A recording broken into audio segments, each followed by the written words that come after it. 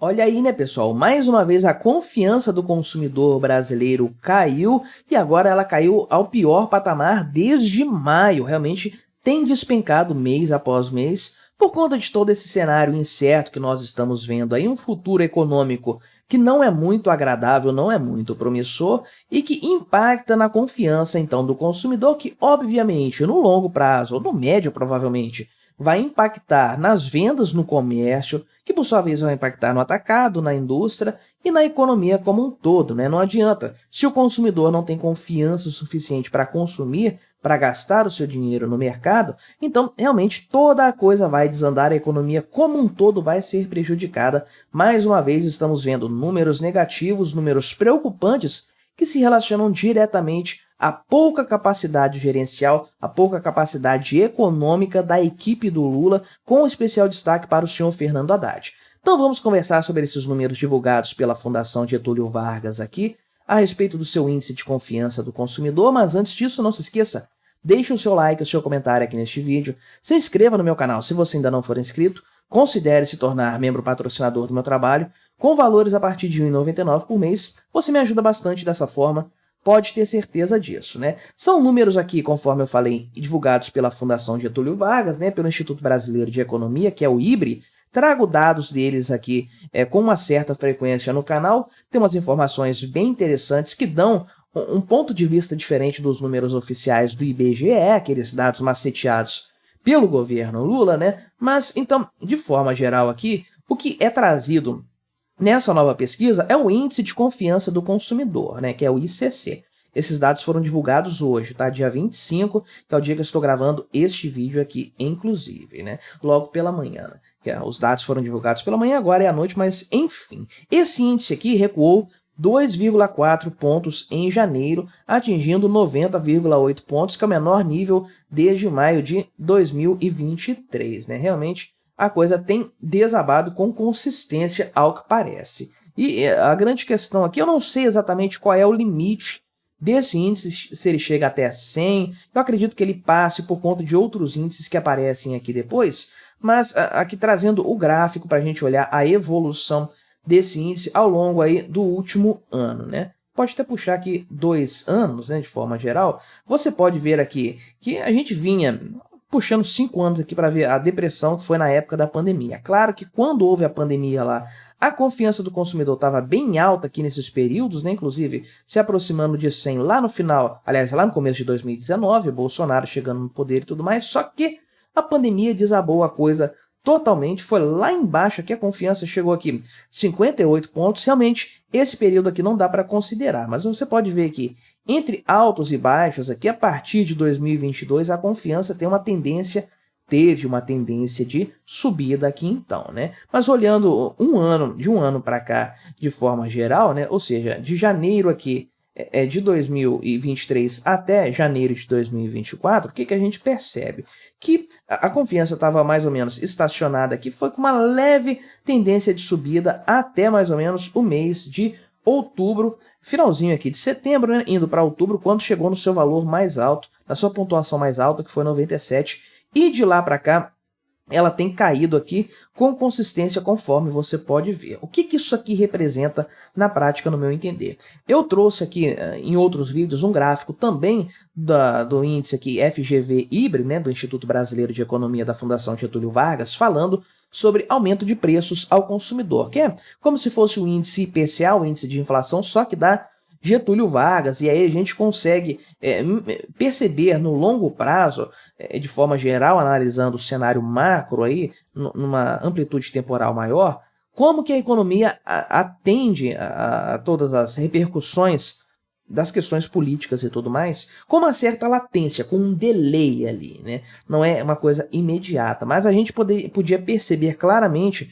como o Brasil vinha numa queda, numa tendência de queda de preços constante desde 2020 e como isso foi revertido na metade do ano passado, que é mais ou menos aquilo que eu sempre falo, de maneira geral aqui no canal, a repercussão positiva do começo do governo Lula, aqueles dados positivos apresentados no primeiro semestre, especialmente até abril, são dados herdados lá do governo Bolsonaro, Paulo Guedes na frente da pasta da economia e tudo mais. Não são mérito do governo Lula assim que ele entrou fazendo a coisa acontecer, pelo contrário, é uma herança que ele recebeu do governo Bolsonaro.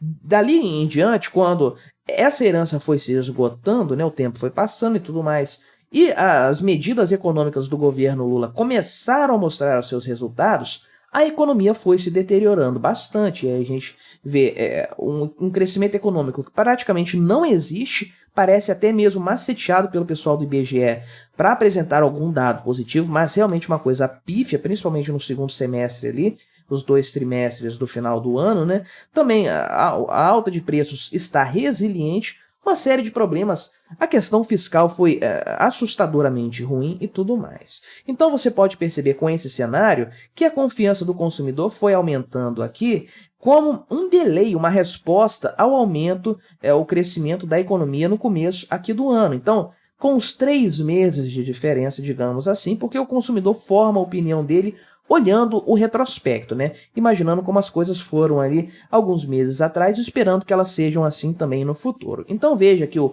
maior patamar atingido foi lá por volta de setembro.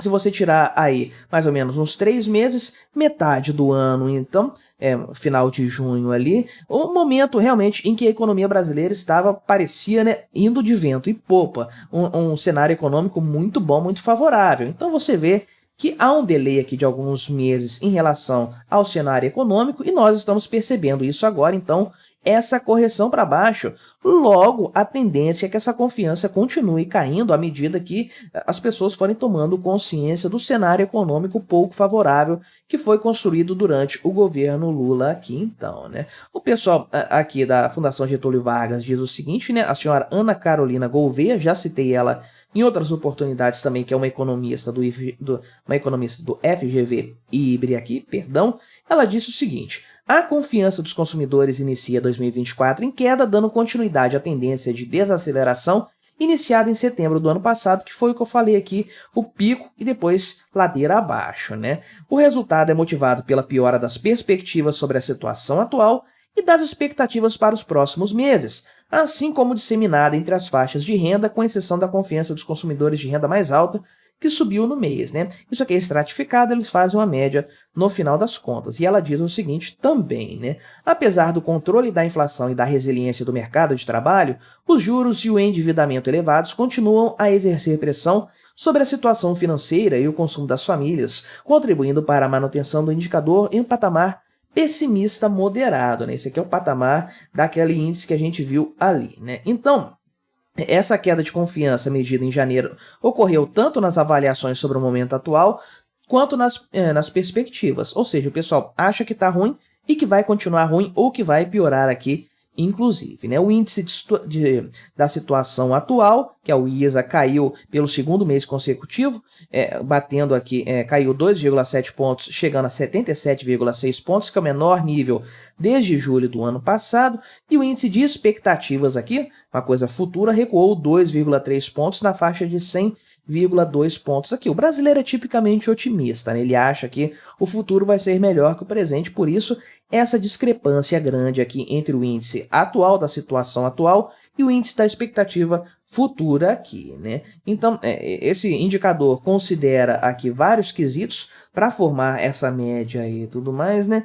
Então, dentre esses aí, o indicador sobre a situação financeira das famílias foi o que realmente piorou mais o cenário, porque ele teve uma queda pelo segundo mês consecutivo, chegou a ser uma queda de 5,1 pontos, chegando a 64,4 pontos, que é o menor nível desde maio do ano passado, então, né? E aqui, o índice que mede a satisfação sobre a situação econômica recuou um pouquinho aqui, 0,2 pontos, para 91,2 pontos aqui, né? Então, a queda de confiança ocorreu em todas as faixas etárias, conforme a economista lá pontuou, exceto no pessoal que realmente tem um poder aquisitivo muito alto, acima de R$ 9.600 aqui, né? As demais faixas, fora essa aqui, se mostraram pessimistas em relação às expectativas futuras, com a confiança das famílias de menor poder aquisitivo atingindo o menor nível desde abril de 2023. Então, o pessoal que realmente tem menos dinheiro para gastar está mais preocupado com esse governo dos pobres. Engraçado, né?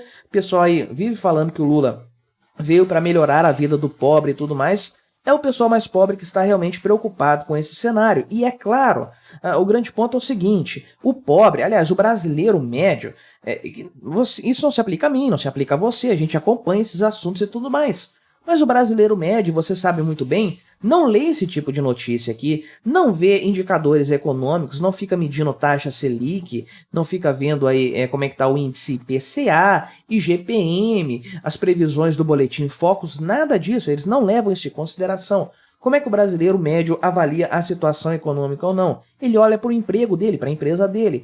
Tá bem das pernas ou tá mal das pernas? Ele tá preocupado achando que vai perder o emprego? Ou então ele tá desempregado, tá com dificuldade de arranjar uma colocação no mercado de trabalho com um bom salário, um salário razoável? Outra coisa, outro fator, ele vai no supermercado, o que ele vê nas prateleiras? Um preço agradável, ele vai comprar arroz, acha que tá barato ou acha que tá exorbitante? Ele voltou a comprar óleo porque o azeite tá muito caro? Enfim, né? Esses fatores aí que acabam gritando para o povo que a situação econômica não está boa e, olhando em retrospecto, o povão, o indivíduo médio brasileiro percebe que a coisa realmente não estava muito boa e ele meio que sabe que não vai melhorar muito também, pelo menos no curto prazo, né? Então é por isso que nós temos, e com razão, um cenário de pessimismo maior, de falta de confiança maior entre pessoas mais pobres, né?